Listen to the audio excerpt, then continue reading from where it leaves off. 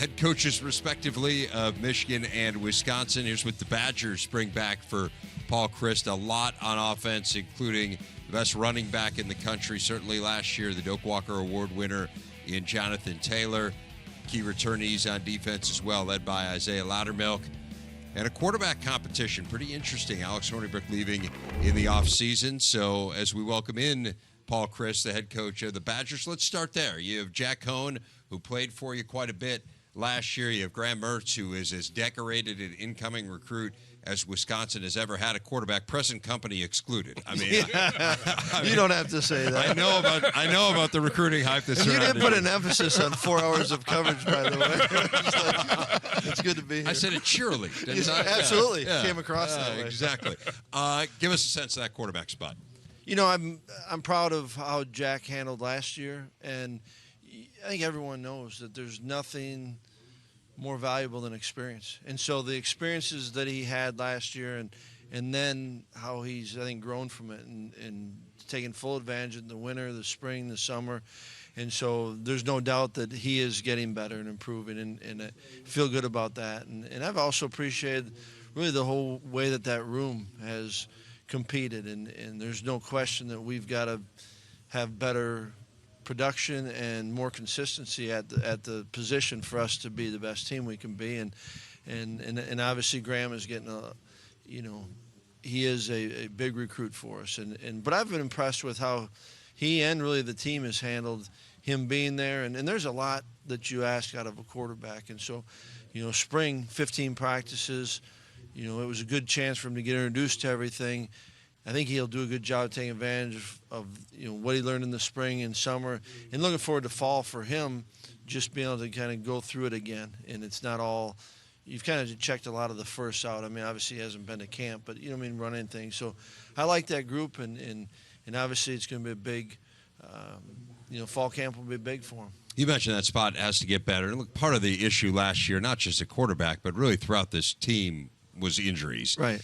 And you guys started the year with so much excitement. You're ranked number 4 in the country. It did not go as planned. It was a very unusual year, to say the least, from Wisconsin's perspective. Although, again, nationally, a lot of people would look at your record and say, that's a pretty good season, right? But you guys have set the bar so high. So what's kind of the takeaway? How do you come out of a year like that was not a disaster? Nothing horrible happened, but it just wasn't what you thought it could be. No, and I think, it's really our job, and you want to teach the kids, and a lot of them know it, but we should learn from all of our experiences, right? And whatever you went through, and there's we've got a group of guys that not only lived 2018, they lived the 2017 season, and we got a few that 16, and so if you can take something away from each, right, and good things, bad things, and you help them kind of navigate those, then you got a chance to be your best. That's really what you're striving to do is to be your best, and as coaches you want to help kind of bring the best out of your players, and I've liked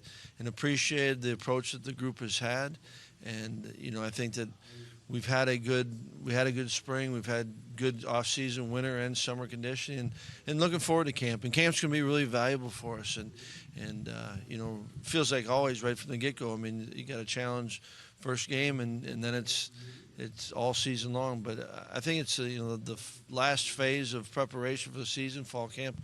I'm excited for it to come. So you've created this monster. How are you enjoying it? Is it going good?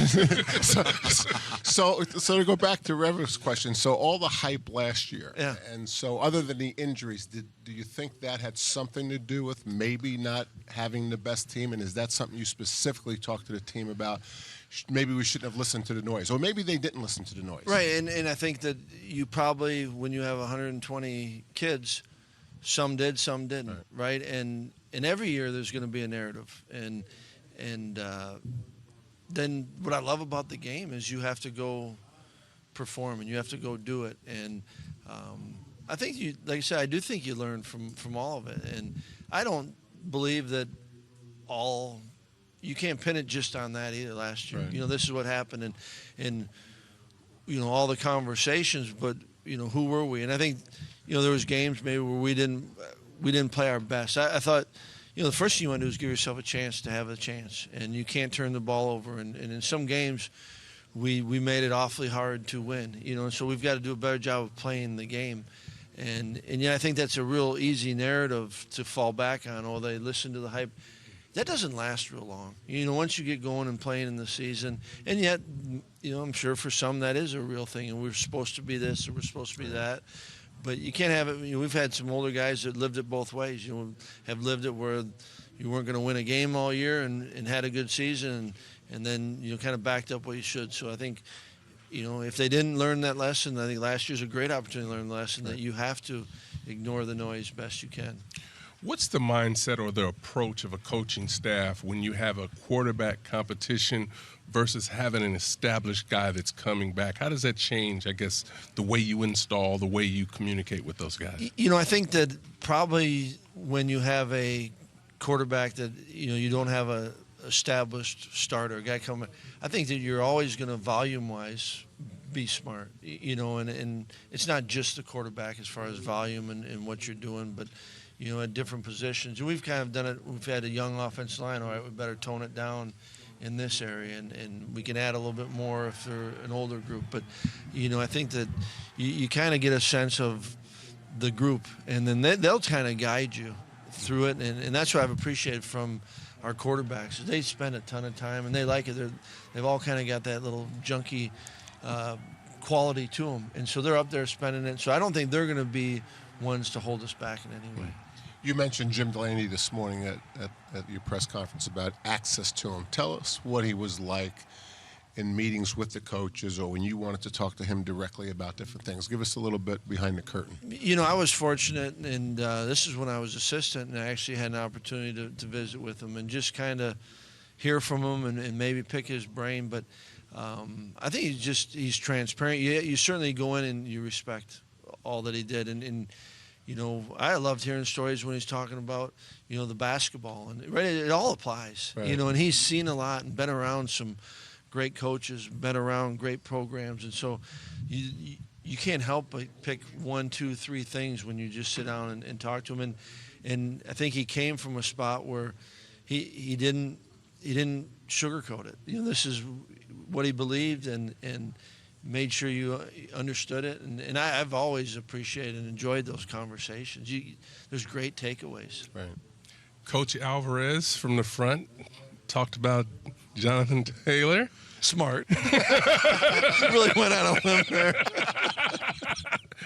Being maybe the best back that is that was interesting. Put on the uniform, and it was no hesitation to it. How do you see that? Because you've been around some special ones yourself. We have been, and he's in. What's really neat is that he is in that conversation. I think he's earned that, and I don't think that those are probably good, for the talk shows and the bar rooms, like who is the best, right? But I think he is in that, and I've been impressed with not just what he's done. Certainly that has been impressive. And, I was asked earlier today, did you know? Like, come on. Yeah. That's, we were excited to come, but you never know. And what I also love about Jonathan is that he's the first one. He knows it wasn't just him, and he's as good a teammate and person to be around. But it was interesting when Coach, like you said, he didn't hesitate. That's pretty good. Yeah. Coach, transfer portal, being eligible, sitting out a year, all those things that we've been discussing. Your thoughts? I thought we had a great discussion at our spring meetings as Big Ten coaches. And kind of were unanimous in that I think everyone's in favor of, for all the different reasons, that maybe a transfer is the right thing for that individual. And I don't think anyone wants to prevent that from happening. I think that you're trying to find and look for some consistency in it, and right now I think that's the thing that you don't quite know, right? And I know that it has to do with with some it seems like if they hire the right representation, their verdict may be a little bit different, and you just, whatever reason, I think you should have the right to transfer. There's no question about it, and I think that if you do sit out for a year, whatever it is, the inconsistency, I think, is what you struggle with more than anything. The portal, it's good, and there's transparency. I still think that by the time they hit the portal, you're probably too late, and there's a lot of going on. I think, people may have, this is my own opinion, I don't know that it's even right, but like this portal was going to be some whole change everything drastically. I don't sense that yet. But I think I like that we're having conversations about it, but I do think there needs to be some consistency, certainly. So it seems like most coaches take exception to the appeal. So would you be okay if everyone could transfer and not have to sit out a year? And that would be consistent. I mean, consistency I think is huge, but I do think then that could open up. Okay. And we talked about there, and I'm sure guys have talked about it here, that then you're getting into the tampering and whatnot. I think that I need a little bit more discussion on.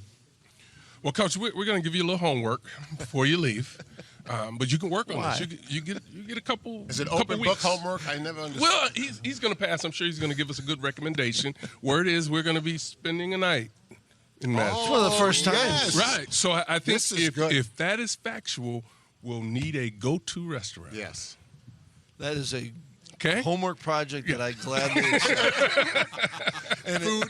But the key is order of preference. Is it 1, 2, 3, 1, 2, 3, 1? That you need to give me a little bit of help. Well, I think we work well. That's an area we do. have general consensus on. We'll be fine. Yeah. And you might want we to disagree on a lot of things. Gladly accept that homework. You might want to do it in privacy. Some other restaurants won't let you in.